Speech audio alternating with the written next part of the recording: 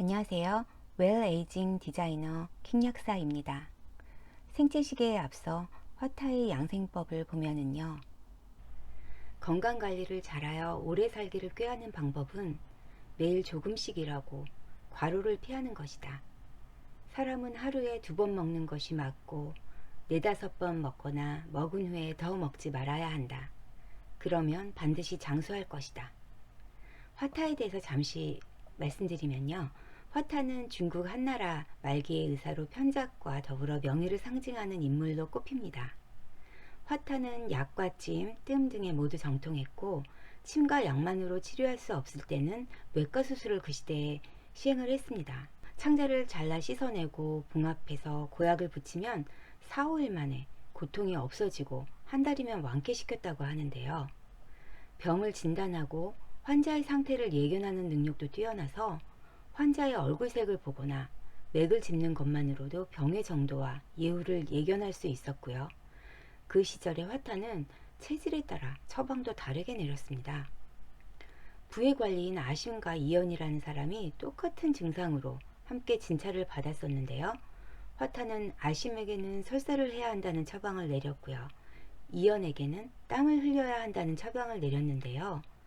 이들이 같은 병에 왜 치료 방법이 다른지 묻자 화타는 두 사람의 체질이 다르기 때문에 당연히 다르게 치료해야 한다면서 다른 약을 주었습니다. 그 결과 화타의 말대로 두 사람 모두 병이 완쾌되었습니다. 이렇듯 화타는 양생술에도 밝아서 기원전 200년 전에 100세에 가까운 나이에도 장년의 모습을 하고 있었다고 전해집니다. 화타가 앞에서 말한 이 화타의 양생술은 양생은 병이 나지 않게 건강관리를 잘 하여서 오래 사는 것인데 여기에 숨쉬는 법, 먹는 법, 잠자는 법, 옷 입는 법, 몸을 단련하는 법 등 여러 가지 생활 양식이 포함됩니다. 화타의 양생법은 자기가 할 수 있는 만큼 몸을 움직이거나 일을 하되 심하게 피로할 정도로는 하지 않는 것입니다. 과로는 심신의 소모를 가져오고 과로에서 회복되지 못하면 만성피로나 성인병이 생길 수가 있고 심한 경우 과로사할 수도 있습니다. 여기서 노동은 육체노동, 정신노동, 감정노동 모두 포함합니다. 또한 하루에 2번 먹으라는 것은 하루에 꼭 횟수를 2번 먹으라는 의미가 아니라 불규칙하게 먹거나 과식, 폭식을 하지 말라는 뜻으로 보여집니다. 사람의 일주기 리듬은 생체시계의 작용과 관련이 있고 이에 유전자가 관련됨이 발표되기도 했는데요. 아침형 인간인지 저녁형 인간인지 타고난 유전자에 따라 개인차도 어느 정도 인정이 되어야 한다는 것입니다. 또 한편으로는 이러한 유전적 영향뿐 아니라 하루 일주기 리듬은 환경적인 영향도 중요한 영향을 미친다는 것인데요. 즉 환경과 개인의 노력에 의해 어느 정도 생체 리듬은 조절 가능하다고 생각이 됩니다. 즉 유전자는 타고나더라도 어떤 음식을 먹고 어떻게 생활하는지에 따라 세포의 DNA에 영향을 주게 되고 그 유전자가 활동하게 할지 말지를 결정하게 됩니다. 좋은 식습관은 나쁜 유전자가 활동하지 못하게 하며 나쁜 식습관은 잠자고 있던 나쁜 유전자를 깨워서 굳이 활동시키게 만드는 것입니다. 그래서 우리는 매일 어떤 음식을 먹는지, 어떻게 먹는지가 면역력에 매우 중요한 영향을 미치고요. 더 나아가 질병 예방과 관리 방법이 될 수 있습니다. 생체시계와 식사시간에 대해서 알아보겠습니다. 보통 밤에 식사하는 것이 좋지 않다는 것은 귀가 따갑도록 들어온 말입니다만 이에 대한 과학적 근거도 유전자가 뒷받침해주고 있습니다. 우리 체내시계는 비말1이라는 근육에 있는 생체시계 단백질 유전자가 조정을 하고 있는데요. 이 단백질은 지방의 흡수를 조정하는 역할도 합니다. 그리고 비말1은 밤 9시부터 새벽 2시까지 분비량이 가장 많아서 이 시간에 지방이 많은 음식을 먹게 되면 몸에 지방이 쌓이기가 더 쉽습니다. 같은 음식을 낮에 드셨을 경우와 밤에 드셨을 경우 그래서 차이가 있는 것이고요. 기름진 음식이 만약에 드시고 싶으시면 오후 3시 전후에 드시는 것이 지방 흡수를 가장 낮출 수 있는 방법입니다. 이 시간은 점심시간 후이니까 보통 점심때쯤에 드시는 것이 좋다고 생각하시면 될 것 같습니다. 다음은 성장 호르몬과 식사 시간에 대해서 보겠습니다. 그리고 야식은 성장 호르몬 분비와도 관련이 있습니다. 성장 호르몬은 성장기에는 성장을 촉진하는 데 필요한 호르몬이지만 성인에게는 지방을 분해하거나 포도당 흡수를 억제시켜서 혈당 상승을 억제하는 작용을 합니다.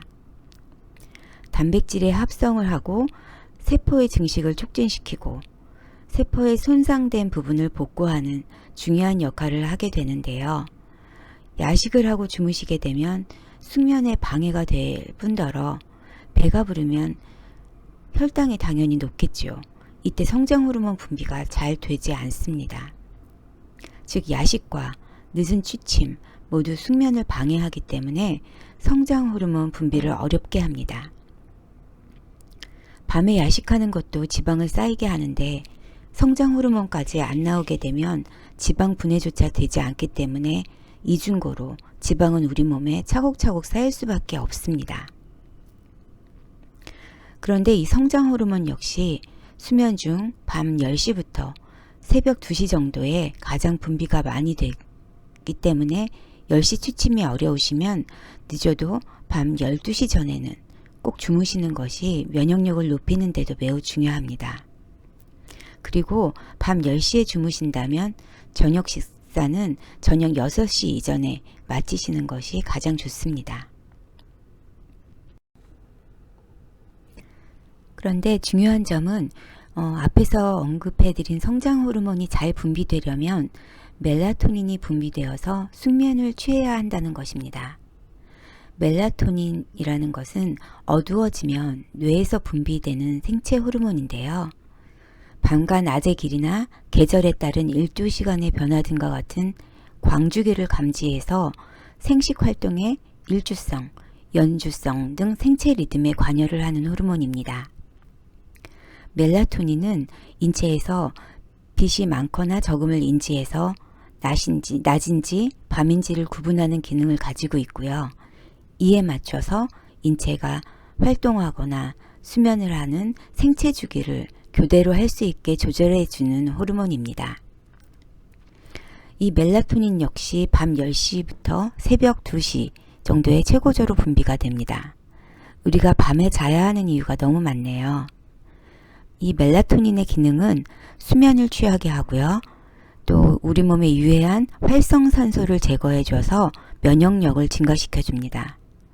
성장 호르몬을 분비시키는 것은 물론이고 성기능과 근력도 증가한다고 보고되어 있습니다.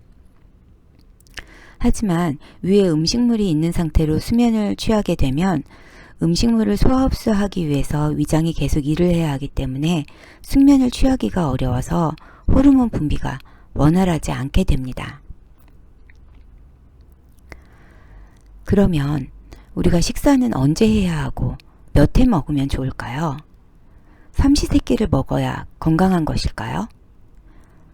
정답은 배가 고플 때 드시면 됩니다. 장에서 꼬르륵 소리가 날 때가 드시는 시간입니다.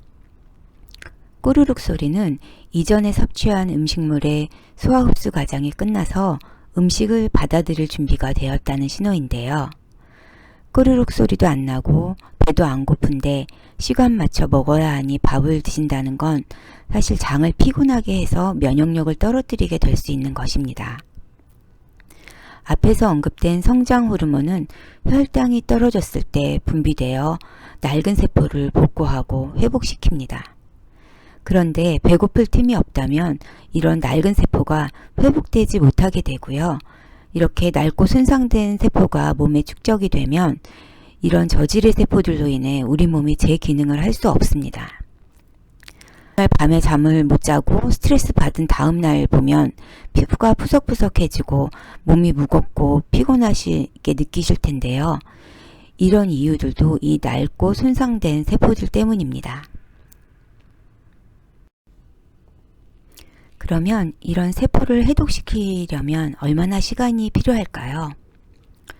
세포 내 소기관인 미토콘드리아의 가장 중요한 기능은 음식물을 에너지원으로 만들고 이렇게 기능이 상실된 세포를 죽이는 역할을 합니다.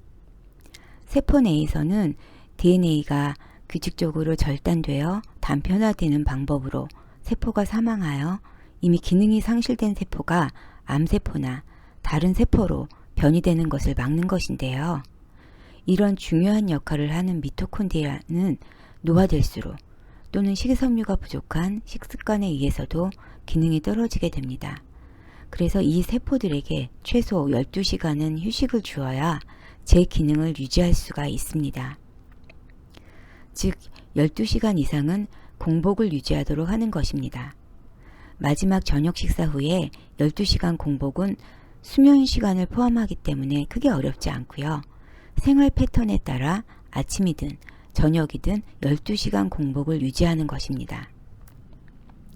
간헐적 단식이 유행되고는 있지만 간헐적 단식의 유용성과 유해성이 서로 대립되고 있는 상황이고 무엇보다 건강상 특이사항이나 질병이 있으신 분들은 주의해야 하니 임의로 진행하지 않으시도록 당부드립니다. 다만 간헐적 단식에 대한 저의 의견은 건강한 분들은 그다지 문제가 되지 않습니다. 저도 2년 전에 시행해 봤었는데요. 그 당시 체중이 2kg 갑자기 늘었었는데 간헐적 단식 후에 갑자기 늘어난 체중 2kg는 한 달 정도 시행하니까 감소되었습니다. 그런데 그 이후에 계속 간헐적 단식을 시행해도 더 이상 감량되지 않고 계속 체중이 그대로 유지되었었는데요. 제가 마른 체형은 절대 아닙니다. 하지만 표준 체형이고 근육량이 많은 편이라서 그런 것 같았습니다. 즉 제 경험상으로는 건강한 분들은 간헐적 단식을 해봐도 됩니다. 다만 간헐적 단식이 누구에게나 모두 체중 감량의 방법이 될 수는 없으며 갑자기 체중이 증가했다거나 아니면 과체중이나 비만이신 분들은 일단 세포의 해독 시간을 준다는 의미에서도 나쁘지 않은 방법 같습니다. 간헐적 단식을 하든 안 하든 이 세포를 쉬게 해주는 12시간 이상의 공복 시간은 꼭 실천해 주시면 좋겠습니다. 감사합니다.